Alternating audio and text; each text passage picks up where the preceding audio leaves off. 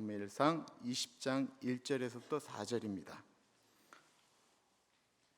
하나님의 말씀을 받들어 봉독할 때에 살아계신 하나님의 음성을 들으시기 바랍니다. 다윗이 라마 나요스에서 도망하여 요나단에게 이르되 내가 무엇을 하였으며 내 죄악이 무엇이며 내 아버지 앞에서 내 죄가 무엇이기에 그가 내 생명을 찾느냐. 요나단이 그에게 이르되 결단코 아니라 내가 죽지 아니하리라. 내 아버지께서 크고 작은 일을 내게 알리지 아니하고는 행하지 아니하나니 내 아버지께서 어찌하여 이 일은 내게 숨기리요 그렇지 아니하니라. 다윗이 또 맹세하여 이르되 내가 내게 은혜 받은 줄을 내 아버지께서 밝히 알고 스스로 이르기를 요나단이 슬퍼할까 두려운즉 그에게 이것을 알리지 아니하리라 함이니라. 그러나 진실로 여호와의 살아계심과 내 생명을 두고 맹세하노니 나와 죽음의 사이는 한 걸음뿐이니라. 요나단이 다윗에게 이르되 내 마음의 소원이 무엇이든지 내가 너를 위하여 그것을 이루리라. 아멘.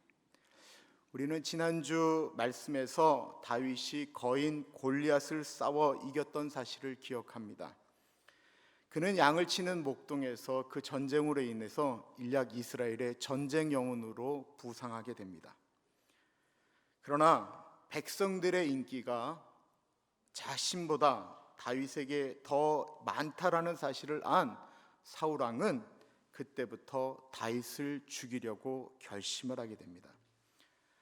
사울 왕이 여러 번에 걸쳐서 다윗을 죽이려고 할 때 그 다윗의 목숨을 살려준 사람들은 다름이 아닌 사울 왕의 자녀들이었습니다. 첫 번째는 사울 왕의 딸 미갈이었습니다. 그리고 다윗을 자신의 형제 이상으로 좋아했던 한 명의 젊은이가 있었습니다. 그는 바로 사울 왕의 아들이었던, 사울 왕에 이어 이스라엘을 이끌 왕자였던 요나단이었습니다. 사무엘상 18장 1절에 보면 요나단의 마음이 다윗의 마음과 하나가 되어 요나단이 그를 자기의 생명처럼 사랑했다라고 나와 있습니다. 요나단은요, 이 다윗을 자신의 정치적인 적으로 간주하지 않았습니다. 나라를 구한 다윗을 자신의 생명처럼 사랑했다라고 말하고 있습니다. 이 말은 내 생명 너를 대신해서 죽어도 좋다라고 이야기할 정도로 사랑했다라는 것입니다. 이 진한 우정에는 어떤 조건적인 것이 없었습니다. 그냥 그렇게 사랑했던 것입니다. 저는 산타하나에 저희 교회가 있습니다. 또 저희는 오후에 히스패닉 교회가 같이 예배를 드립니다. 저는 우리와 히스패닉 형제 자매들이 좀 그런 관계였으면 좋겠다라는 생각을 갖습니다. 저는 미국의 이 마켓에서 일하시는 그 히스패닉 친구들에게 너무나도 함부로 말하는 한국 분들을 보면 어쩔 때는 참 부끄러울 때가 있습니다. 너무 함부로 하는 것입니다. 너무 놀랍게도 그분들을 향하여 욕하는 걸 히스패닉 형제 자매들이 그 뜻을 안다라는 것입니다. 우리는 안 그러자라는 것입니다. 물론 어떤 기준과 선은 필요하겠죠. 그러나 우리가 더 그들보다 더 낫다라든지 그들의 언어나 피부색이나 경제적인 것을 가지고 그들과 경계를 두지는 않겠다라는 것입니다. 그들이 우리 교회가 여기 있을 때 같이 신앙생활하면서 한국 사람들이 참 괜찮은 사람이다라는 이야기를 갖게 했으면 좋겠다라는 생각을 갖습니다. 그렇게 다윗을 사랑한 요나단은 사울 왕이 다윗을 죽이려고 한다라는 사실을 전혀 알지를 못했습니다. 오늘 본문이 나오기 전에 어제 본문에 보면 사울 왕은 다윗을 죽이기 위하여 직접 다윗이 머물고 있던 라마 나요시라는 곳을 가게 됩니다. 아주 위급한 상황입니다. 그런데 어제 본문을 보시면요, 가끔 하나님은 사람을 아주 웃기실 때가 있으십니다. 다윗을 죽이려고 병사들이 갔는데 갑자기 하나님의 영이 죽이려고 했던 병사들한테 임하니까 이들이 막 예언을 하기 시작한 것입니다. 얼마나 재미있습니까? 다윗을 보호하시는 하나님의 방법입니다. 병사들이 3번에 걸쳐서 다윗을 죽이러 갔는데 매번 이런 일이 벌어지니까 이번에는 사울왕이 직접 죽이러 갔던 것입니다. 그런데 똑같은 일이 일어났습니다. 다윗을 만나면 죽이겠다라는 사울왕에게 갑자기 하나님의 영이 임하니까 사울왕이 갑자기 예언을 하기 시작했습니다. 무슨 예언이었을까요? 그냥 제 상상이에요. 아마 이제 나를 뒤어서 다윗이 진정한 왕이 될 것이다 라고 본인의 의지와 상관없이 예언을 했는지 모르겠습니다. 거기다가 이 사울왕은 다른 병사들보다 좀 더 심했습니다. 그것은 사울왕이 갑자기 옷을 다 벗더니 하루 종일 누워서 예언을 했다라는 것입니다. 그때 사울왕이 정신없이 하루 종일 누워서 예언을 하고 있을 때 다윗이 그 틈에 도망을 가게 됩니다. 어디로 도망을 갔을까요? 사울왕의 발길이 안 닿는 곳으로 가야 합니다. 그런데 다윗이 도망간 것은 소위 말하는 호랑이 굴이었습니다. 사울왕이 정신을 차리면 다시 돌아올 그의 왕궁이 있었던 기브아로 다윗은 도망을 간 것입니다. 왜 기브아로 도망갔을까요? 왜 그토록 위험한 곳으로 다윗이 도망을 갔을까요? 거기에는 자신을 생명처럼 사랑하는 사울왕의 아들 요나단이 있었기 때문입니다. 요나단이 다윗을 사랑한 것처럼 다윗도 요나단을 그렇게 믿었던 것입니다. 그래서 우정하면 나오는 이야기 중에 다윗과 요나단의 이야기가 있습니다. 우리에게 큰 어려움이 앞에 닥쳤을 때 사람들은 보통 어려움이 닥치고 그 사람에게 힘든 일이 닥치면 피하잖아요. 그런데 우리의 있는 모습을 그대로 사랑하면서 그냥 어려움을 토론할 수 있는 마음남이 우리 모두에게 있기를 기도합니다. 요나단과 같은 친구가 저와 우리 모두에게 있기를 기도합니다. 1절을 보세요. 다윗이 라마 나요스에서 도망하여 요나단에게 이르되 내가 무엇을 하였으며 내 죄악이 무엇이며 내 아버지 앞에서 내 죄가 무엇이기에 그가 내 생명을 찾느냐. 다윗은 요나단에게 하소연을 하고 있습니다.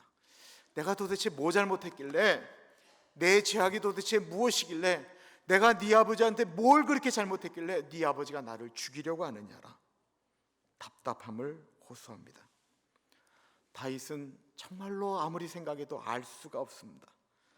아무리 생각해도 왜 자기를 죽이려고 하는지 이해할 수가 없습니다. 무엇 때문입니까? 질투 때문입니다.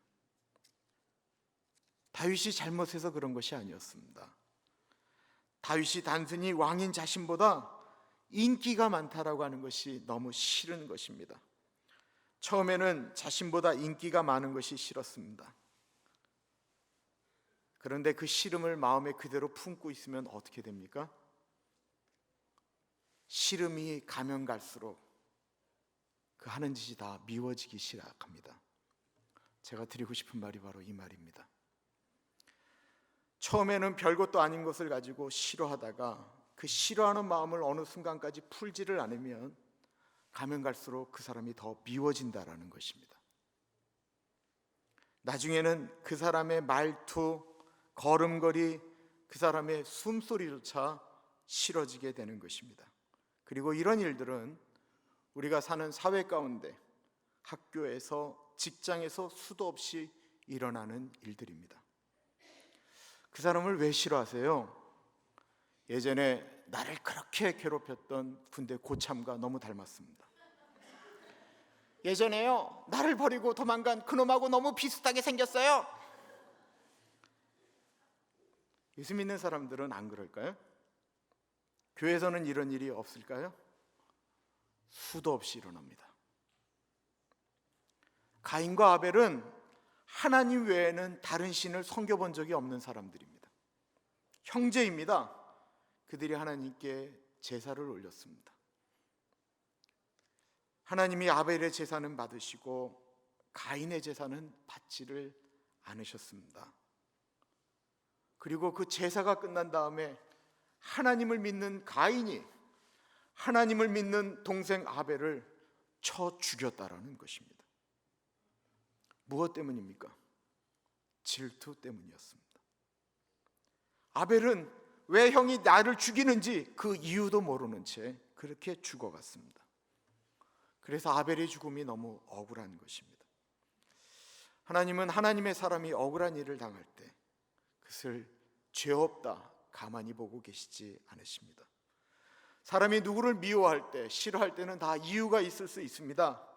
그 사람이 어느 날 본인은 기억하지 못했는데 나에게 심한 상처를 주었다라고 이야기를 합니다. 내 자존심을 건드리는 얘기를 그 사람이 했다라고 말을 할 때가 우리는 분명히 있습니다. 그러나 그렇다고 해서 우리가 그 사람에 대해서 과할 정도로 싫어하고 그를 평가하고 미워한다고 한다면 하나님은 우리 자신에 대해서도 죄 없다라고 말하지 않을 것입니다. 세상의 모든 사람들이 그렇게 이야기한다 할지라도 우리는 그렇게 해서는 안 되는 것입니다. 왜냐하면 우리는 하나님 아버지의 아들과 딸이기 때문에 그렇습니다. 우리가 누군가를 미워해도 미워해서는 안 될 정도가 아닌 그들을 품고 기도해야 될 존재인 이유는 우리는 하나님 아버지의 자녀들이기 때문에 그렇습니다. 누구를 이유 없이 미워하거나 미워할 정도의 행동이 아님에도 불구하고 자신의 어떤 감정의 상태 때문에 누군가를 열심히 미워한다고 한다면 우리의 수준은 사울왕 수준밖에 안 된다라는 것입니다. 그리고 그 미움이 지나쳐서 하나님 보시기에 정도를 넘어가게 되면 하나님은 우리를 발가벗겨 놓고 하루 종일 예언하게 하실지 모릅니다. 내가 이 표현을 하면 교인들이 확 하고 웃으실 줄 알았는데 우리 교인들은 굉장히 점잖으세요. 또한 우리는 잊지 말아야 합니다. 예수님을 믿어도 그냥 믿는 것이 아니고 아주 잘 믿어도 우리도 이유 없이 어려움을 겪고 미움을 받을 수 있다라는 사실을 말입니다. 다윗은 자신이 생각한 잘못한 것이 생각나지를 않습니다. 그러나 그는 아주 오랫동안 어려움을 겪어야 했습니다. 사실 억울합니다. 그러나 그 억울한 이유를 몰랐습니다. 형보다 하나님께 예배를 잘 드렸다라는 이유 하나만으로도 죽임을 당했던 아벨이 있습니다. 죽어야 될 이유도 모른 채 우리는 죽을 수도 있고 아픔을 경험할 수 있다라는 것입니다. 베드로 전서에 보면 그래서 애매한 고난이라는 표현이 나옵니다. 잘못하지 않았는데 어려움이 오는 것입니다. 그럴 때 예수 믿는 사람들에게도 시험이라는 것이 옵니다. 다윗은 요나단을 찾아가서 내가 왜 미움을 받는지 이유를 모르겠다라고 말하지만 그럼에도 불구하고 그는 하나님을 신뢰하였습니다. 하나님의 신실하심을 의지하였다라는 것입니다. 그리고 훗날 보면 다윗은 이 어려움을 통해서 더 단단해졌습니다. 다윗의 이야기를 들은 이 요나단이 도저히 이해할 수가 없습니다. 아버지가 다윗에게 창을 던졌다라는 사실은 알고 있습니다. 그러나 그것은 악한 영에 사로잡혀서 정신없이 그런 것이지 사울왕이 다윗을 죽이려고 하는 이유는 없다라고 생각하였습니다. 2절을 보십시오. 요나단이 그에게 이르되 결단코 아니라 내가 죽지 아니하리라. 내 아버지께서 크고 작은 일을 내게 알리지 아니하고는 행하지 아니하나니 내 아버지께서 어찌하여 이 일을 내게 숨기리요? 그렇지 아니하리라. 요나단은요 다윗의 이야기를 쉽게 듣습니다. 본인의 상식적인 것으로는 이해가 안 되는 것입니다. 본인이 아는 아버지는 절대로 그럴 뿐이 아니다라는 것입니다. 여기서 우리가 또한 생각해 봐야 될 것이 있습니다. 그것은 무엇이냐면 내가 그 입장이 아니기 때문에 우리는 어떤 이야기들을 가끔 너무 쉽게 이야기한다라는 것입니다. 요나단은 아버지를 굳게 믿고 있습니다. 아버지는 모든 일을 자신과 의논한다라고 말을 합니다. 요나단은 지금 다윗의 편에서 말을 듣고 있었던 것이 아니고 아버지 편에서 이야기를 들었던 것입니다. 그래서 말합니다. 결단코 아니라 내가 죽지 아니하리라. 이 본문을 보면서 이런 생각을 해보게 됩니다. 얼마나 내 편에서 너무 쉽게 이야기를 했던가 하고 말입니다. 얼마나 우리는 쉽게 단정을 했던가 말입니다.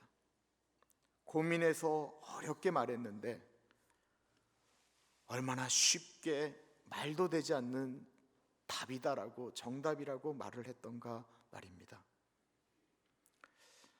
자살하신 분들의 이야기를 들어보면 죽기 전에 누군가에게 전화를 했다라는 이야기들을 우리는 뉴스 시간에 본 적이 있을 것입니다.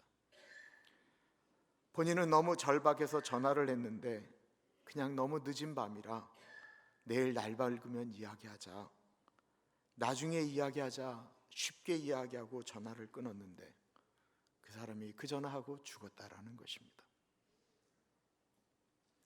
예수님을 봅니다. 예수님은 어떻게 그렇게 모든 사람들의 얘기를 잘 들어주셨을까요? 사람들이 상종하지 못할 사람이라고 여겼던 분들의 이야기를 다 들어주시고 그들로 광명을 얻게 하셨습니다. 손가락질 받는 삭개오의 이야기를 어떻게 그렇게 잘 들어주셨을까요? 어떻게 12의 혈루병 걸린 여인의 과거지사를 어떻게 그렇게 다 들어주실 수가 있었을까요? 배움이 부족해서 말도 제대로 못하는 어부들, 창녀들, 세리들의 이야기들을 어떻게 그렇게 다 열심히 들어주셨을까요? 말씀을 묵상하는데 제 막내 아들 예준이에게 참 미안하다라는 생각이 들었습니다. 제 예준이가 저한테 무슨 얘기를 한 다음에 제 표정을 딱 보고는 바로 다음에 얘기합니다. 아니야, 됐어. Never mind. 참 우리가 너무 쉽게 하는 실수다라는 생각을 갖습니다. 우리는 정말로 쉽게 이야기하고 너무 쉽게 단정을 하고 너무 쉽게 대답할 때가 많이 있습니다. 요나단은 다윗의 형편이 어떤지 지금 잘 모르고 있습니다. 아버지가 어떻게 했는지도 잘 모릅니다. 요나단의 그런 대답에 허겁지겁 호랑이 굴에 들어온 다윗은 얼마나 마음이 답답했을까요? 차라리 말을 안 했으면 어땠을까 생각했는지도 모르겠습니다. 그러나 다윗은요, 그렇게 이야기하는 요나단을 이해합니다. 다윗은 분명히 사울왕이 자신을 죽이려고 하는 계획을 아들 요나단에게는 말하지 않았을 것이다라는 사실을 이해하였습니다. 자신을 이해하지 못하는 요나단을 탓하지 않았습니다. 너는 내 형편 모른다. 관두자. 내가 너에게 말해서 뭐 하겠니? 라고 말하지 않았다라는 것입니다. 가끔 우리는 사랑하는 사람과 교우 관계에도 말을 하다가 잘 이해하지 못하는 것 같으면 말하는 것을 멈추려고 할 때가 종종 있습니다. 그런데 사실 그때가 참 중요하고 잘해야 됩니다. 특히 남편분들, 아내들에게 무슨 얘기를 했는데 잘 못 알아들으면 관둬. 한국말도 못 알아들어? 이렇게 말했다가는요, 나중에 큰 어려움을 겪게 됩니다. 나중에는 슬피 울며 이를 갈아야 되는 날이 올지도 모릅니다. 다윗은 이해하지 못하는 요나단을 이해시키기 위하여 다시 말을 합니다. 3절을 보세요. 다윗이 또 맹세하여 이르되 내가 내게 은혜 받은 줄을 내 아버지께서 밝히 알고 스스로 이르기를 요나단이 슬퍼할까 두려운즉 그에게 이것을 알리지 아니하리라 함이니라. 그러나 진실로 여호와의 살아계심과 내 생명을 두고 맹세하노니 나와 죽음의 사이는 한 걸음뿐이니라. 다윗은 자네와 나의 우정을 아는 사울왕이 나를 죽인다라는 사실을 자네가 알면 슬퍼할 줄 알고 아버지가 알리지 않으신 것이라네. 하나님의 살아계심과 자네의 생명을 두고 맹세하는데 나는 지금 죽음이 한 걸음만 더 나가면 바로 눈앞에 있다네. 다윗이 아주 자세히 설명을 해줍니다. 예수님을 생각해 봅니다. 십자가를 지시던 날 베드로가 말합니다. 예수님, 다른 사람, 여기 있는 모든 사람들이 다 예수님을 떠나가도요, 저는 절대로 예수님 떠나가지 않습니다. 예수님은 이미 베드로가 자신을 3번 부인할 것 정확히 알고 계셨습니다. 그냥 우리가 달면서도 그래 고맙다, 그렇게 얘기해줘서 고맙다 라고 말해 주셔도 아무 문제가 없었을 것입니다. 그런데 예수님은 그 베드로에게 자세하게 네가 닭 울기 전에 3번 나를 모른다라고 부인할 것을 말씀하십니다. 왜 그러셨을까요? 베드로의 나중을 위해서 그런 것입니다. 자신이 그런 연약한 존재, 넘어질 수밖에 없는 존재다라고 하는 사실을 베드로에게 알려주셨기 때문에 베드로는 다시는 그렇게 함부로 맹세하거나 말하지 않았다라는 것입니다. 예수님이 부활하셔서 디베랴 바닷가에서 베드로에게 물어보십니다. 베드로야, 네가 여기에 있는 다른 사람들보다 나를 더 사랑하느냐? 그전 같으면 예수님, 이 자리에 있는 사람들 중에 나처럼 예수님 사랑하는 사람 있으면 좀 나와보라고 하세요. 지금 그걸 저한테 질문이라고 하고 계십니까? 라고 말했을 것입니다. 그러나 베드로는 이제 자기의 실존을 정확히 알고 있습니다. 그래서 이렇게 얘기합니다. 예수님, 주님이 아십니다. 우리는 알려주어야 할 것이 있고 말하지 말아야 될 것이 있습니다. 다윗은 요나단에게 이해가 되도록 말을 해주고 있습니다. 요나단을 위해서 아버지가 말하지 않았을 것이라는 말에 요나단이 수긍을 합니다. 우리는 나중에 우리들의 자녀들이 섭섭하다고 이야기할 때 왜 그때 말하지 않았느냐라고 말을 할 때가 종종 있습니다. 그때 우리의 자식들이 말하죠. 그때 제가 분명히 아버지에게 말하려고 했습니다. 그러나 아버지는 들으려고도 하지 않으셨습니다. 참 우리가 살면서 실수하는 가슴 아픈 일들입니다. 들어보면 이해되는 부분들이 있습니다. 또한 우리가 말해주어야 이해하는 것들이 있습니다. 말해주어도 이해하지 못하면 할 수 없는 일들이지만 그래도 이해할 수 있도록 말해주는 것, 기도하고 말하는 것 얼마나 소중한 일입니까? 이스라엘이 바벨론 포로로 끌려갔을 때 에스더가 왕비가 되었습니다. 그런데 하만이라고 하는 나쁜 장군이 이스라엘 백성을 다 죽이려고 계략을 짭니다. 그것을 한 에스더가 왕에게 말을 해야 됩니다. 그런데 항시법은 설령 왕비라고 할지라도 왕이 부르지 않았는데 왕에게 다가가면 왕이 그를 죽일 수가 있었습니다. 그러나 그 말은 꼭 전달해 줘야 되는 이야기입니다. 에스더가 어떻게 합니까? 하나님께 금식하며 기도를 합니다. 그리고 이야기를 합니다. 내가 죽으면 죽으리라.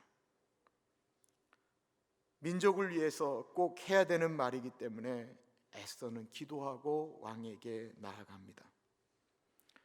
어느 중요한 말을 전달해야 될 때 기도하고 말하는 것, 꼭 필요한 순간에 입을 다물어 버리는 것이 아니고 입을 벌리는 용기가 우리 모두에게는 필요한 것입니다.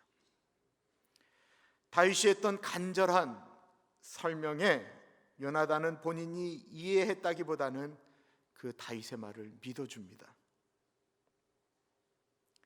다윗이 하겠다라는 대로 하겠다라는 것입니다. 4절을 보십시오. 요나단이 다윗에게 이르되 내 마음의 소원이 무엇이든지 내가 너를 위하여 그것을 이루리라. 요나단의 태도 변화를 보면서 참 많은 것을 생각하게 됩니다. 본인의 생각과 다윗의 생각에는 아주 큰 차이가 있습니다. 그런데 그 사실을 알면서 자신의 생각을 내려놓는 것입니다. 4절에 보면 아주 중요한 표현이 나옵니다. 내 마음의 소원이 무엇이든지 하는 말입니다. 다윗은 지금 절망의 순간에 와 있습니다. 자신이 사랑하는 아버지가 다윗을 죽이려고 한다라는 말을 하고 있습니다. 다윗은 그 나라에서 가장 큰 권력을 가지고 있는 아버지에 의해서 죽임을 당할 수 있다라고 말을 하고 있는 것입니다. 그를 안심시키고 그에게 절대적인 힘을 줄 수 있는 이야기를 그 아들 요나단이 말을 하고 있는 것입니다. 내 마음의 소원이 무엇이든지, 이 무엇이든지라고 하는 말은 내가 설령 사랑하는 내 아버지가 저지르는 일이라고 할지라도, 설령 이 일이 나를 불편하게 만들고 나로 손해보는 일이라고 할지라도, 아니 내가 설령 그것 때문에 너 대신 내가 죽을지라도, 다윗 자네가 하는 소원이라면 내가 그거 들어주겠다라고 말했다라는 것입니다. 그리고는 말을 합니다. 내가 자네를 위하여 그 소원을 이루겠네 라고 말입니다. 그리고 요나단은 그 약속을 지켰습니다. 아버지의 잘못을 대신해서 친구 다윗을 살려주는 일에 앞장을 섰습니다. 단순히 친구를 위한 것이 아니었습니다. 요나단은 하나님의 마음이 다윗에게 있다라는 사실을 알고 있었던 것입니다. 이 요나단의 모습을 좀 생각해 봅니다. 요나단은요, 성경 속에 나오는 인물 중에 다윗 못지않게 용맹하고 하나님 사랑하는 사람이었습니다. 거기다가 사랑하는 친구를 위해서 자기의 목숨을 버릴 준비가 되어져 있었던 사람입니다. 이스라엘을 다스리는 왕이 되는 것에 아버지 사울 왕은 요나단이 자신의 뒤를 이어 왕이 되기를 원했지만, 하나님의 마음이 그 다윗에게 있다라는 사실을 알고는 자신의 생각을 내려놓고 하나님에게 순종한 사람입니다.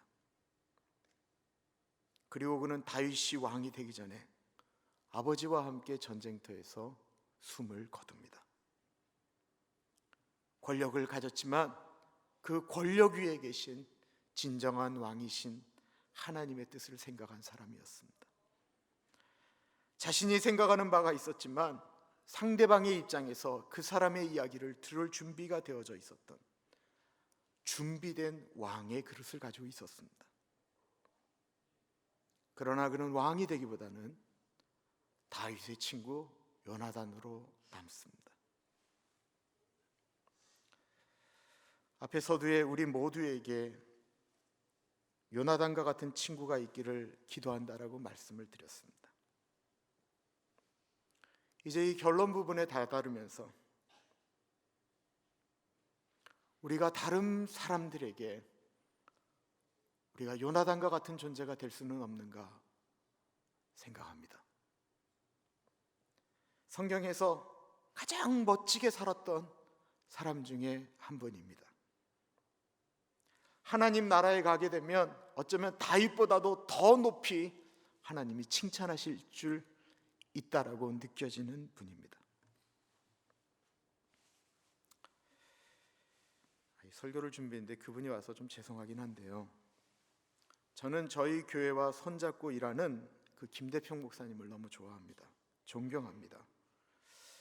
목사님에게는 있는 자산은 다른 것이 아닌 저는 많은 동역자라고 생각합니다.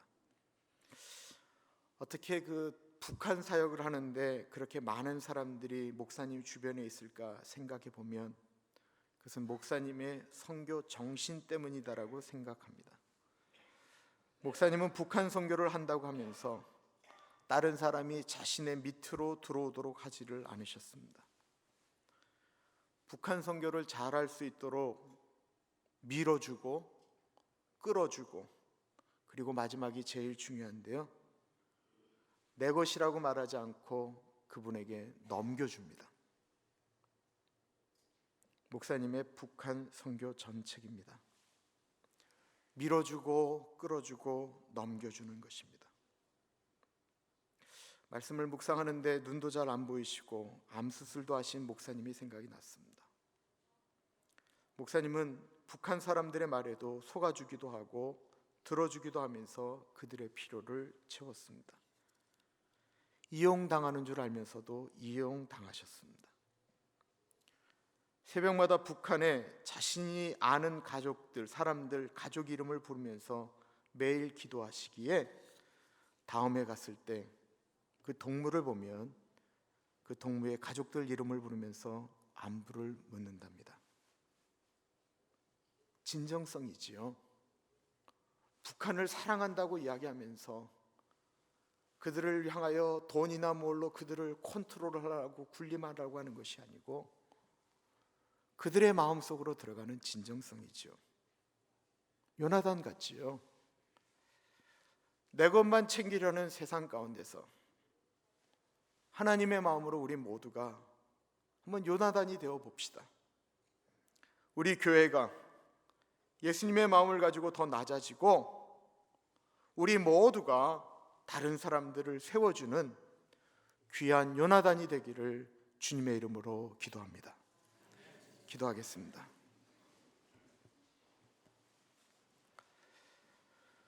참으로 존귀하신 하나님 아버지, 내 입장만 가지고 이야기할 때가 얼마나 많은지,